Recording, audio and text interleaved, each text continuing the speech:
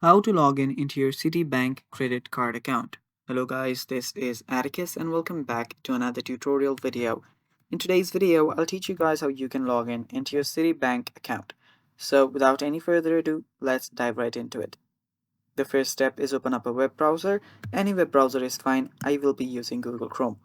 After you open up your Google Chrome or any web browser, simply search for Citibank, and after you search for Citibank login, you can simply head over to this official website of Citibank. It's citi.com.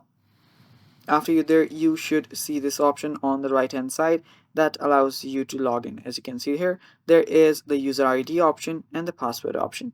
Simply type in your user ID and then your user's ID's associated password. And after you do that, you can even tap on the remember me option. So, it's easier for you to log in later on. After you do that, you can tap on sign on to sign in into your account. If you do not have your account, you can register for it or activate it. Also, if you ever forget your password or user ID, you can reset it through here. And yeah, that is basically how you can sign in into your Citibank account. And that is all for this video. Thanks for watching. Stay tuned for more and bye bye.